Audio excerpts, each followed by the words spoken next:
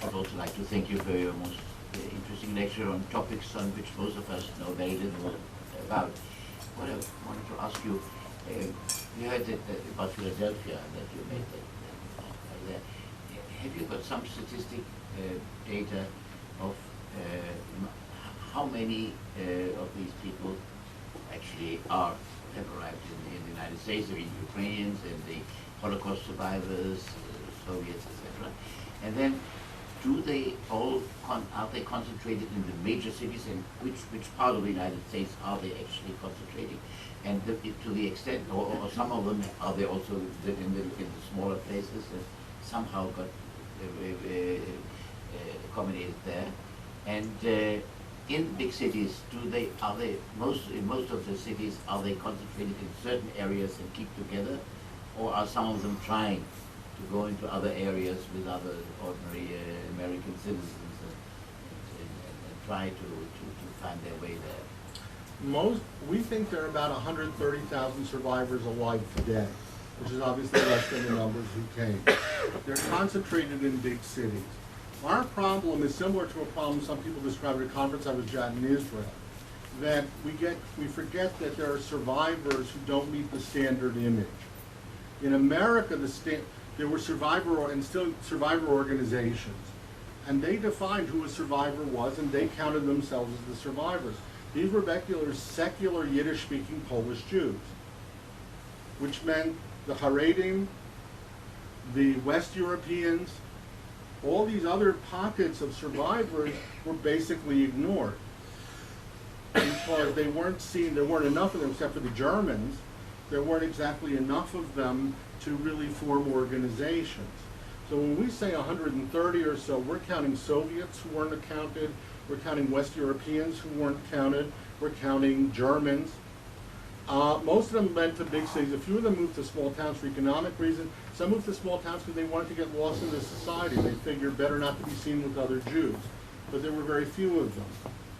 What's interesting about that also is when we interviewed people who work with survivors, we asked them, do you ever categorize survivors in your mind? We were thinking of concentration camps. They said, oh yeah, they all do.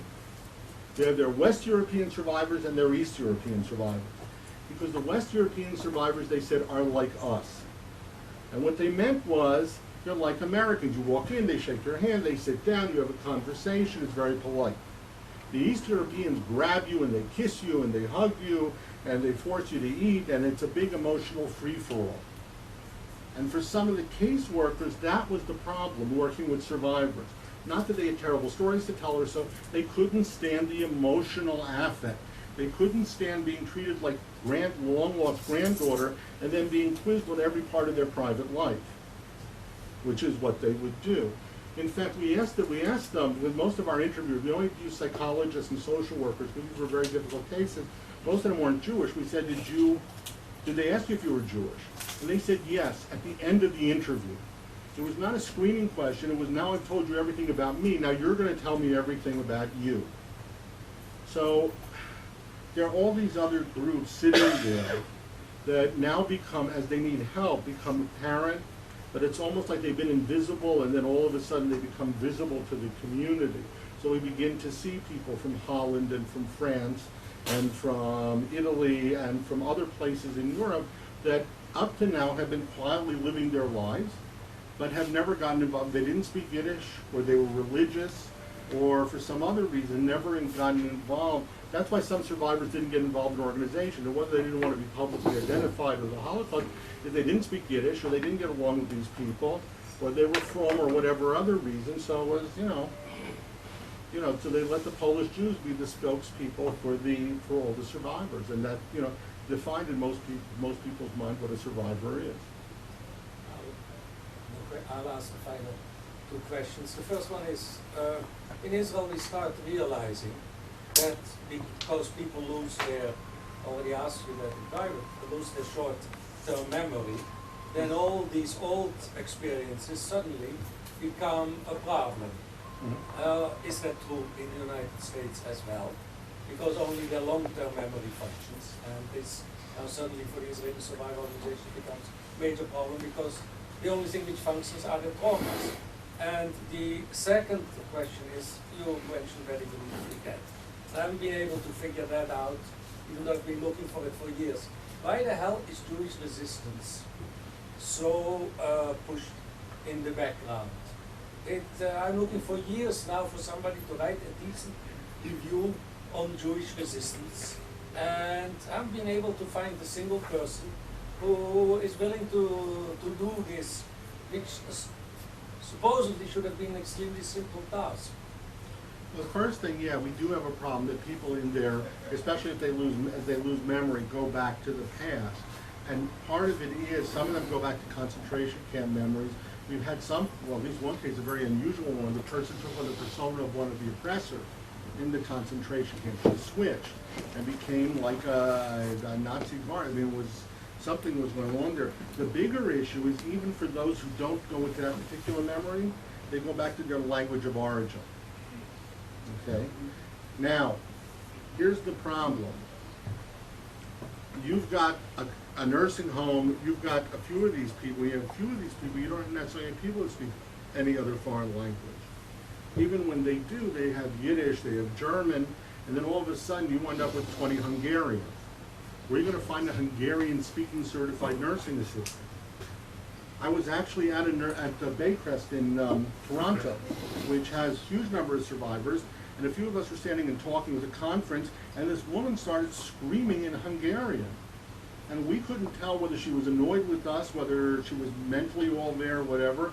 They just had to sit there and listen and try to watch her to make sure nothing happened, till they found somebody who spoke Hungarian. Well, it turned out she was totally okay. She was just really angry that our conference had taken over her favorite dining hall and decided to let us know that. Unfortunately, she could only do it in Hungarian. And, you know, we didn't have, it really does become a problem in old age as they go back, for those people that go back in time, trying to understand them both figuratively and literally. As far as resistance goes, there are a lot of problems with resistance from an American Jewish perspective. Number one, we're more interested in how, you know, the ideology is tolerance and liberalism. So the lessons, the Holocaust is there to teach lessons. It is not there as a historical event to be understood. And the big lessons have to do with, I think that's generally true. There are a small number of people who study it academically, but usually if you go to all the, if you look at the classes, the popular ones in the Holocaust, you know, they're about man's inhumanity to man, and people who were good and people that were bad. So they're looking for role models. Jews who organize resistance are not role models because they're, you know, this is like, look, our poster girl of the Holocaust is Anne Frank. Israel may be, my guess is Hannah Senech. And each one in her own right says something in their life and their experience about who they want to be. What, you know, if the original diary had been of Anne Frank had been published, it wouldn't have gone well. The other problem with resistance is that if you really want to study resistance, you have to understand its origins, who these people were, and then all of a sudden, I mean, the Warsaw Ghetto Uprising. Remember, there were two resistance organizations, and the larger one had the groups broken down by youth movement. American Jews know zip, nothing, absolutely nothing about the divisions within the Zionist movement, either historically, and today they know there are a couple of political parties. But if you say Beitar, or Hechalutz, or Hashomer Tzair, or some of these people, look, the one who wrote the Partizana hymn, Hershkolik, was a communist at the time. I mean, you're going to have to do a whole lot of explaining about a whole lot of things that we also don't want to hear, about divisions in the Jewish community, about the role of socialism and communism, about all kinds of stuff. It is better not, you know, nobody wants to go there. It's a clean story. I was a non-Jew, I was saved.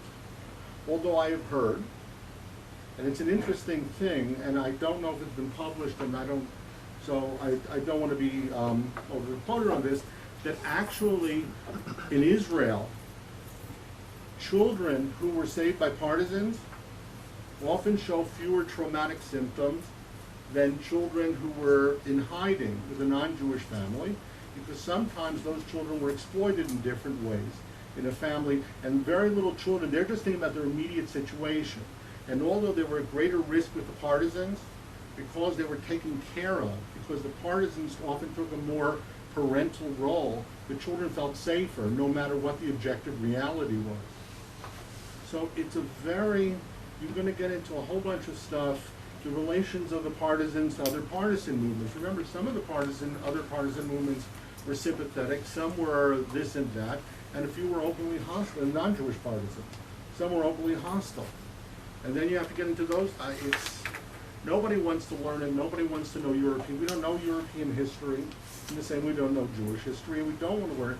America is about something else. America is about a set of values, it's a norm of norms that we consider to be at the core of what it means to be human. That's the heart of the American experience, this peculiar kind of Calvinism, that we are natural man and woman. That the world wants to be, other people have cultures, we don't. That's why we think if we walked into Iraq and got rid of Saddam, everybody would want to be a Democrat or Republican. We think people naturally tend toward these values. So all this political nonsense that, 16 kinds of Zionists and then 42 kinds of other people, and then they organized and didn't organize, who cares?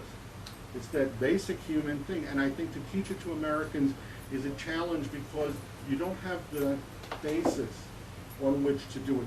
My father was a historian of the Holocaust and Polish Jewry, and his constant comment was that everybody's interested in how we died, but nobody's interested in how we lived. And by that he meant not living together, but pre-war Polish Jewry. And it's true. It's true. We just take from that what we can. And as I said, we write what we need to. I think you're right, but I think it's, it's definitely an uphill battle. Well, thank you. Thank you very much, Alex. By the way, what you just said, to finish with, Yehuda Bauer says the same, that he is now writing the story of some Jewish communities like Baranovich because nobody's interested in how we live. Thanks a lot for opening up a very broad territory to us. As I said, those who want to hear Kenneth Stern tomorrow about